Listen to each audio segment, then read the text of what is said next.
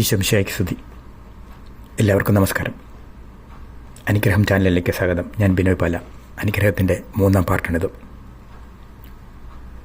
Bible പുസ്തകം ഉൽപ്പത്തി 12-ാം അധ്യായം 3-ാം വാക്യം പറയുന്നു, ദൈവം അബ്രഹാമിനോട്, നിന്നിലൂടെ ഭൂമിയിലെ സകല വംശങ്ങളും അനുഗ്രഹിക്കപ്പെടും.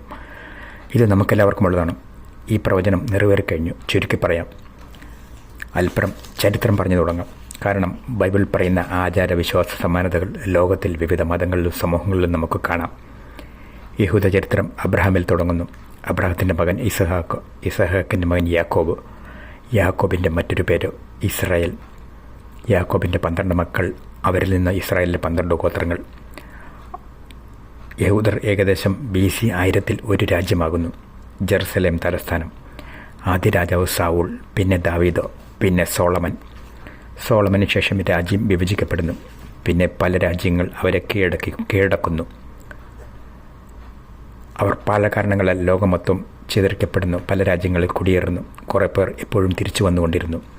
BC സമയവും AD സമയവും കുടിയേറ്റങ്ങൾ നടന്നു. BC സമയം പോയവർ ആ ദേശങ്ങളിലെ സംസ്കാരങ്ങളുമായി മിക്സാകുന്നു. എങ്കിലും ചില ആചാര സമാനതകൾ നിലനിൽക്കുന്നു. ഇസ്രായേലിലെ ഗോത്രങ്ങൾ ഇന്ത്യയിൽ വിവിധ ജാതികൾ, പ്രധാനമായും ഉയർന്ന ജാതികളായി മാറി. അവരിലെ ലേവി പുരോഹിത ഗോത്രം ഇന്ത്യയിൽ ബ്രാഹ്മണ പുരോഹിത ഗോത്രമായും ജപ്പാനിൽ പുരാതന ഷിൻഡോ മതത്തിലെ പുരോഹിതരായും മാറി. 3 വിഭാഗത്തിൽപ്പെട്ട പുരോഹിതരും ദേവാലയത്തിൽ പ്രവേശിക്കുന്നതിന് മുമ്പ് കുളിച്ച് ദേഹശുദ്ധി വരുത്തുന്നു. എന്നാൽ ഇന്ത്യയിൽ രൂപം കൊണ്ട ബുദ്ധമതത്തിൽ ഈ ആചാരമില്ല. യഹൂദ ലേവി പുരോഹിതരുടെ വസ്ത്രധാരണ രീതിയെപ്പറ്റി ബൈബിൾ പുസ്തകം എസെക്കിയേൽ 44-ാം അധ്യായം, പുറപ്പാട് 28-ാം അധ്യായം ഇങ്ങനെ പറയുന്നു, അത് അരമുതൽ തുടവരെയുള്ള ചണവസ്ത്രം, വിയർപ്പുണ്ടാക്കുന്നതൊന്നും അവർ ധരിക്കരുത്, രോമം കൊണ്ടുള്ളതൊന്നും ധരിക്കരുത്. ഇന്ത്യയിൽ ഇന്നും ബ്രാഹ്മണ പുരോഹിതർ പ്രാർത്ഥന, പൂജ നടത്തുമ്പോൾ ഈ രീതിയിലാണ് വസ്ത്രം ധരിക്കുന്നത്. ബൈബിൾ പുസ്തകം 11-12 ഉൽപ്പത്തി അധ്യായങ്ങൾ വായിച്ചാൽ യഹൂദർ പരസ്പരം കണ്ടുമുട്ടുമ്പോൾ കുമ്പിട്ട് വണങ്ങുന്നത് കാണാം. ഇപ്പോൾ ജപ്പാൻകാർ പരസ്പരം വണങ്ങുന്നത് കാണാം. ഇന്ത്യയിൽ വിവിധ ഭാഷകളിൽ നമസ്കാരം, നമസ്കാർ, നമസ്തേ, വണക്കം പറയുന്നു. കണ്ടുമുട്ടുമ്പോൾ അതിൻ്റെ അർത്ഥം നമിക്കുന്നു, കുമ്പിടുന്നു എന്ന് തന്നെ. യഹൂദർ പ്രാർത്ഥിക്കുമ്പോൾ ജെറുസലേമിലേക്ക് തിരിഞ്ഞ് 3 പ്രാവശ്യം ദിവസേന പ്രാർത്ഥിച്ചിരുന്നു. കത്തോലിക്ക ബൈബിൾ പുസ്തകം ദാനിയേൽ 6-ാം അധ്യായം വായിക്കുമ്പോൾ മനസ്സിലാകും. മുസ്ലിം സഹോദരങ്ങൾ മെക്കയുടെ ദിസയിൽ ദിവസേന 5 നേരം പ്രാർത്ഥിക്കാറുണ്ട്. ലോകം മുഴുവൻ ചിതറിയാലും വർഷത്തിലൊരിക്കൽ ലോകം മുഴുവനുള്ള യഹൂദർ വർഷത്തിലൊരിക്കൽ ജെറുസലേമിൽ ഒന്നിച്ചുകൂടി പ്രാർത്ഥിച്ചിരുന്നു. ബൈബിൾ പുസ്തകം അപ്പസ്തോല പ്രവൃത്തികൾ 2-ാം അധ്യായം വായിച്ചാൽ മനസ്സിലാകും. ആദ്യ പെന്തക്കോസ്ത ദിവസം ലോകം മുഴുവൻ നിന്നുള്ള യഹൂദർ, വിവിധ ഭാഷകളിൽ സംസാരിച്ചിരുന്നവർ അവിടെ സമ്മേളിച്ചിരുന്നു. അവരിൽ ധാരാളം പേർ ഈശോയെ മിശിഹ ആയി അംഗീകരിച്ചു. സ്വാഭാവികമായും അവർ വഴിയും ഈശോയുടെ ശിഷ്യർ വഴിയും ക്രിസ്തുമതം ലോകം മുഴുവൻ വ്യാപരിച്ചു. യഹൂദരിൽ ചിലരും മറ്റു വിഭാഗങ്ങളിൽപ്പെട്ട ചിലരും ക്രിസ്തുമതം സ്വീകരിച്ചു. ലോകം മുഴുവൻ. ഈശോയുടെ ശിഷ്യരിൽ ഭൂരിപക്ഷവും യഹൂദരായിരുന്നു. എന്നാൽ യഹൂദരിൽ ഭൂരിപക്ഷം ഈശോയെ തള്ളിപ്പറഞ്ഞു. അവർ ഇന്നും മിശിഹ വരും എന്ന പ്രതീക്ഷയിൽ കഴിയുന്നു. AD 70-ലും 130-ലും റോമാക്കാർ ഇസ്രായേലിൽ വൻ യഹൂദ വംശഹത്യ നടത്തി. റോമൻ ചക്രവർത്തി ടൈറ്റസ് ജെറുസലേം ദേവാലയം കത്തിച്ചു. യഹൂദർ വൻതോതിൽ ലോകം മുഴുവൻ പലായനം ചെയ്തു. അപ്പോൾ ചിതറിയവർ യഹൂദർ എന്ന പേരിൽ തന്നെ ലോകം മുഴുവൻ അറിയപ്പെട്ടു. അവരിൽ നല്ലൊരു വിഭാഗം AD 1948-ൽ ഇസ്രായേൽ പുനർജന്മം കൊണ്ടപ്പോൾ തിരിച്ചുപോയി. ഇസ്രായേൽ പുനർജന്മം BC സമയം ബൈബിൾ പുസ്തകം എസെക്കിയേൽ 36-37 അധ്യായങ്ങളിൽ പ്രവചിച്ചതാണ്. ഇനി യഹൂദർ വഴി ലോകത്തിന് ലഭിച്ച അനുഗ്രഹങ്ങളെപ്പറ്റി പറയാം. ശാസ്ത്രത്തിൻ്റെ നന്മകൾ ലോകത്തിന് അനുഗ്രഹമാണ്. ആധുനിക ശാസ്ത്രജ്ഞന്മാരിൽ നല്ലൊരു ശതമാനം യഹൂദ വംശത്തിൽ നിന്നാണ്. ലോകം മുഴുവൻ വൻതോതിൽ ബിസിനസ് രംഗത്തും അവർ വളരെ മുമ്പിലാണ്. AD 1840-ൽ കന്തൂരി എന്ന യഹൂദ ഫാമിലി ഹോങ്കോങ് പോർട്ട് ഡെവലപ്പ് ചെയ്തു. ഡേവിഡ് സസൂൺ, അദ്ദേഹത്തിൻ്റെ ജീവിതകാലം AD 1792 AD 1864. അദ്ദേഹം ഇന്ത്യയിൽ മുംബൈയിൽ ഏറ്റവും വലിയ ബിസിനസ്സുകാരനായിരുന്നു. അദ്ദേഹത്തിൻ്റെ 17 ടെക്സ്റ്റൈൽസ് മില്ല് വഴി അക്കാലത്ത് 60%-ലധികം തൊഴിലവസരങ്ങൾ അദ്ദേഹം കൊടുത്തു. അദ്ദേഹം കൊളാബയിൽ പോർട്ട് നിർമ്മിച്ചു, മസീന ഹോസ്റ്റൽ നിർമ്മിച്ചു, ബാങ്ക് സ്ഥാപിച്ചു, ധാരാളം സ്കൂളുകൾ സ്ഥാപിച്ചു. അദ്ദേഹത്തിൻ്റെ മകൻ ആൽബർട്ട് സസൂനെ ചുമതലയേൽപ്പിച്ചു അദ്ദേഹം പൂനെക്ക് പോയി. മുംബൈയിൽ ഛത്രപതി ശിവാജി ടെർമിനസിനടുത്ത് റെയിൽവേ ആൽബർട്ട് സസൂൻ്റെ പ്രതിമയുണ്ട്. തൊട്ടടുത്ത് ഡേവിഡ് സസൂൻ്റെ ചെറിയ പ്രതിമയും. അവിടെ എഴുതി വച്ചിട്ടുണ്ട്, Albert Sassoon, landlord of Mumbai.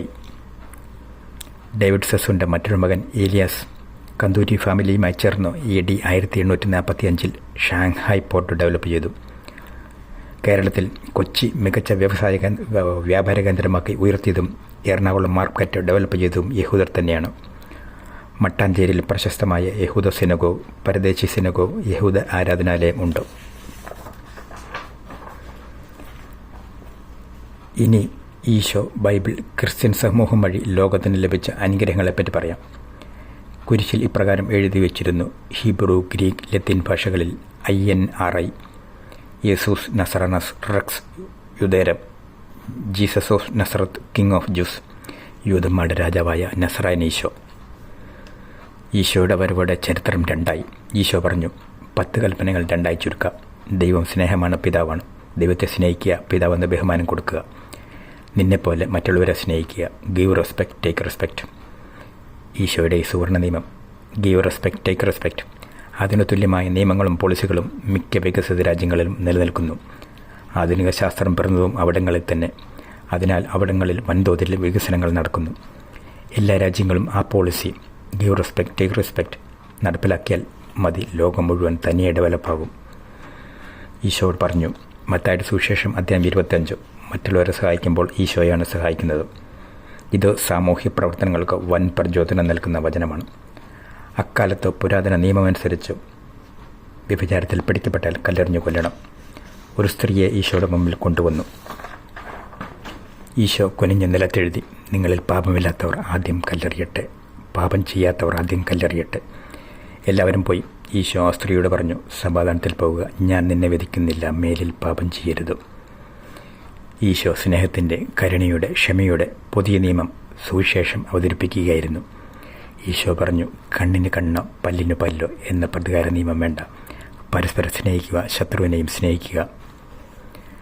Christian കൂട്ടായ്മ മൂലം ലോകം മുഴുവൻ വൻ മാറ്റങ്ങൾ നടന്നു. യൂണിവേഴ്സിറ്റികൾ, മറ്റ് വിദ്യാഭ്യാസ സ്ഥാപനങ്ങൾ, ആശുപത്രികൾ, സാമൂഹ്യ പ്രവർത്തനങ്ങൾ എല്ലാം വൻതോതിൽ സ്ഥാപിക്കപ്പെട്ടു. ധാരാളം ഭാഷകൾ പുനർജന്മം കൊണ്ടു. പുതിയ ഭാഷകൾ നിർമ്മിക്കപ്പെട്ടു.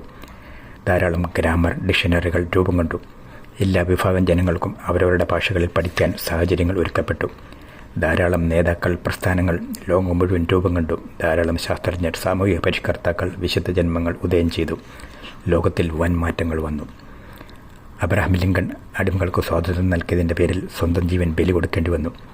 ലൂയി പാസ്റ്റർ പേപ്പട്ടി വിഷത്തിന് പ്രതിവിധി കണ്ടുപിടിച്ചു. അദ്ദേഹം എല്ലാ ദിവസവും ജപമാല കൊന്ത ചൊല്ലി പ്രാർത്ഥിക്കുന്ന വിശ്വാസിയായിരുന്നു. ജനിതകശാസ്ത്രത്തിൻ്റെ പിതാവ് ഗ്രിഗർ മെൻഡൽ കത്തോലിക്ക പുരോഹിതനായിരുന്നു.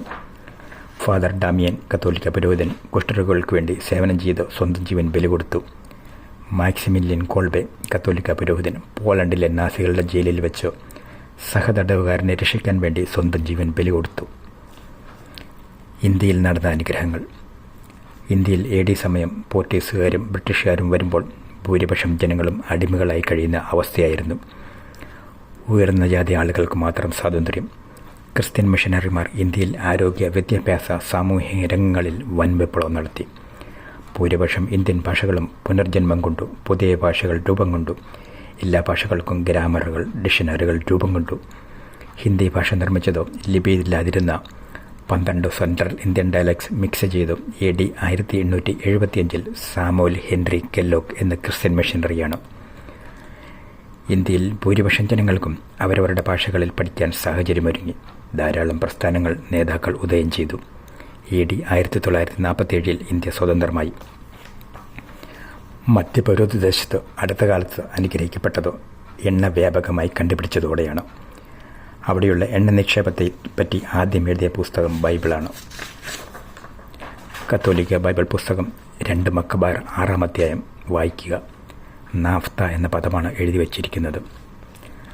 ബൈബിൾ പുസ്തകം നിയമാവർത്തനം 28-ാം അധ്യായം, ലേവ്യർ 26 അധ്യായങ്ങൾ പറയുന്നു, നിങ്ങൾ കൽപ്പനകൾ പാലിച്ചാൽ ദേശം, ഭരണാധികാരികൾ, മക്കൾ, മാതാപിതാക്കൾ, മൃഗങ്ങൾ, കാലാവസ്ഥ, ജോലിസ്ഥലം, ജോലി, കൃഷി എല്ലാം അനുഗ്രഹമായി മാറും. എല്ലാവരും പല കാരണങ്ങളാൽ വേർപെട്ട ഒരു പിതാവിൻ്റെ മക്കൾ എന്ന ചിന്ത വന്നാൽ മതി. ലോകത്തിൽ സമാധാനം, ശാന്തി കൈവരും. എൻ്റെ ആശയങ്ങൾ ബിനോയ് പാല ഈ ചാനലിൽ തന്നെ ഉണ്ട്. ഈശോ എല്ലാവരെയും അനുഗ്രഹിക്കട്ടെ. സ്നേഹപൂർവ്വം ബിനോയ് പാല.